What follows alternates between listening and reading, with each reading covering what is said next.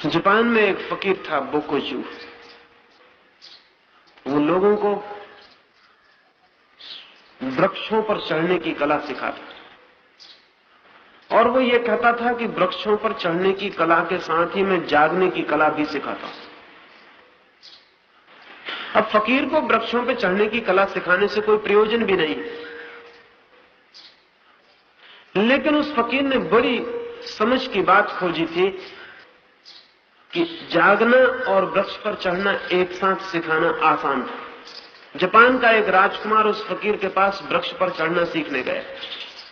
कोई 150 फीट ऊंचे सीधे वृक्ष पर उस फकीर ने कहा कि तुम चढ़ो, और वो फकीर नीचे बैठ गया। राजकुमार जैसे जैसे ऊपर जाने लगा, उसने नीचे लौट कर देखा, वैसे वैसे फकीर ने आंख बंद कर ली। राजकुमार 150 फीट ऊपर चढ़ गया, जहां से जरा भी चूक जाए तो प्राणों का खतरा है। तेज हवाएं हैं, वृक्ष कपता है, आखिरी शिखर तक जाके उसे वापस लौटना है। सांस लेने तक में डर लगता है, और वो फकीर कुछ भी नहीं बोलता, चुपचाप नीचे बैठा है, न बताता है कैसे चढ़ो, न कहता है कि क्या करो। फिर वो वापस लौटना शुरू हुआ। जब कोई 15 फीट ऊपर रह गया, तब वो फकीर छलांग लगा के खड़ा हो गया और उसने कहा, सावधानी से उतरना, होश से उतरना। राजकुमार बहुत हैरान हुआ कि कैसा पागल। जब मैं 150 फीट ऊपर था तब चुपचाप बैठा रहा, और अब जब मैं 15 फीट कुल ऊंचाई पर रह गया हूं, जहां से गिर भी जाऊं तो अब बहुत खतरा नहीं है। वहां इन सज्जन को होश आया है, चिल्ला रहे हैं कि सावधान, होशियारी से उतरना, बोधपूर्वक उतरना, गिर मत जाना। नीचे उतरा और उसने कहा, मैं बहुत हैरान हूं, जब मैं 150 फीट ऊपर था तब तुमने सावधानी के लिए नहीं कहा, और जब 15 फीट नीचे से केवल 15 फीट रह गया तब तुम चिल्लाने लगे। उस फकीर ने कहा, जब तुम 150 फीट ऊपर थे तब तुम खुद ही सावधान थे, मुझे कुछ कहने की जरूरत न थी। खतरा इतना ज्यादा था कि तुम खुद ही जागे हुए रहे हो। लेकिन जैसे जैसे तुम जमीन के करीब आने लगे, मैंने देखा कि नींद ने पकड़ना तुम्हें शुरू कर दिया है, तुम्हारा होश खो रहा है। उस फकीर ने कहा, जिंदगी भर का मेरा अनुभव है, लोग जमीन के पास आके गिर जाते हैं, ऊपर से कभी कोई नहीं गिरता। ऊपर इतना खतरा होता है कि आदमी जागा होता है। और उस राजकुमार से उसने कहा कि तुम सोचो, जब तुम 150 फीट ऊपर थे, हवाएं जोर की थी और वृक्ष कपता था, तब तुम्हारे मन में कितने विचार चलते थे। उसने कहा, विचार? एक विचार नहीं चलता था, बस एकमात्र होश था कि जरा चूक न जाऊं।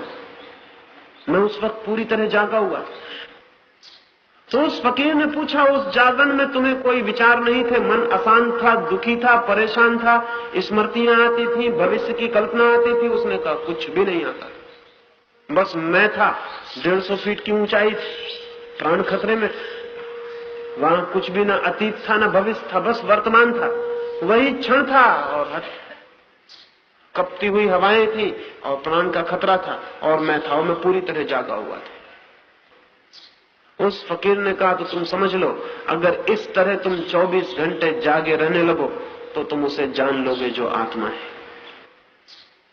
इसके अतिरिक्त तुम नहीं जान सकते हो। ये जान के हैरानी होगी कि बहुत बार खतरों में आदमी को आत्मा का साक्षात्कार हो जाता है, और ये भी जान के हैरानी होगी कि खतरे का जो हमारे भीतर आकर्षण है, वो आत्मा को पाने का ही आकर्षण है। खतरे का भी एक आकर्षण है, डेंजर का भी एक आकर्षण है हर एक के भीतर। और जब तक आदमी में थोड़ा बल होता है, खतरे का एक मोह होता है, खतरे को स्वीकार करने की इच्छा होती है। एक आदमी था, अभिनेता, उसने अमेरिका में रह के लाखों रुपए कमाए। जापानी था, फिर लौटता था वापस। उसने सोचा, सारी दुनिया घूमता हुआ चलूं। सारी संपत्ति कोई 80 लाख रुपए लेकर लौटता था। अब उसने ख्याल छोड़ दिया था काम करने का, अब रुपए कमा लिए थे, अब चुपचाप एक झोपड़ा बनाकर कहीं जंगल में रहेगा। वो पेश रुका आके, अपनी यात्रा में जिस होटल में ठहरा था, उस होटल में किसी परिचित ने कहा कि पेरिस आए हो तो पेरिस के जुआ घर देखना बहुत जरूरी है, उनको बिना देखे व्यर्थ है, पेरिस तुमने देखा ही नहीं, तो पेरिस का जुआ घर जरूर देख लो। उस आदमी ने कहा मैंने कभी जुआ नहीं खेला, लेकिन तुम कहते हो तो चलो चलता हूं। वो पेरिस के बड़े जुआ घर में गया और उसने जाके 80 लाख रुपए एक ही साथ दांव पर लगा दिए, जितना लाया था कमा। उसके मित्र ने कहा क्या पागलपन करते हो, पागल हो गए हो, इतना बड़ा दांव पेरिस के जुआ घर में कभी भी नहीं लगाया गया, एक ही दांव और इकट्ठा, और उसके पास एक पैसा नहीं बचता है पीछे। पर उस अभिनेता ने कहा अगर दांव ही लगाना है तो पूरा लगाना चाहिए, नहीं तो दांव का मजा ही नहीं आएगा। उसने वो 80 लाख रुपए का दांव लगा दिया और हार गया। उस जुआ घर से होटल तक लौटने के लिए पैसा भी मित्र से उधार लेने पड़े। सन्नाटा छा गया होटल में और सभी लोगों ने समझा कहीं वो आदमी मर न जाए, इतना बड़ा धक्का होगा उसको।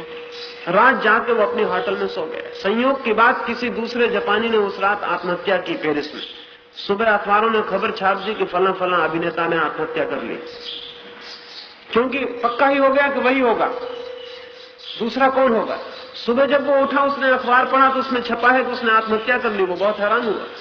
उसने मैनेजर को बुला के कहा कि किसने अखबार में खबर छाप दी कि मैं मर गया। मैं मरा नहीं, मैंने कल आत्महत्या नहीं की, जुए के दांव के वक्त मुझे पहली बार आत्मा का साक्षात्कार हो गया। जब मैंने सब दांव पर लगा दिया तो श्वास भी मेरी रुक गई, विचार भी मेरे रुक गए, एक क्षण को दुनिया मिट गई मेरे लिए, दांव ही रह गया। मैं उसी पर जागा हुआ रह गया, क्योंकि पूरे जीवन का सवाल था। और उस मौन में, उस जागृति में मैंने जो जाना है वो 80 लाख से बहुत ज्यादा का है। मैंने कुछ खोया नहीं, मरने का सवाल नहीं है। मैंने कुछ पा लिया जो जिंदगी भर में मुझे कभी भी जिसकी सुगंध नहीं मिली थी।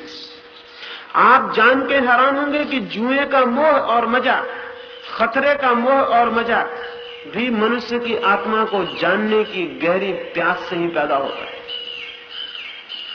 पहाड़ों पर चढ़ने की इच्छा, समुद्रों में तैरने की इच्छा, खतरों में उतरने की इच्छा, युद्धों के मैदान पर चले जाने की इच्छा भी मनुष्य के आत्म साक्षात्कार की किसी तीव्र कामना से पैदा होती है। क्योंकि लाखों वर्ष के अनुभव के बाद मनुष्य को यह पता चला है कि कभी कभी खतरों में धुआं छूट जाता है, नींद टूट जाती है और वो जो भीतर है उसकी झलक मिल जाती है। लेकिन वो खतरे के कारण नहीं मिलती, वो मिलती है जागरण के कारण। खतरे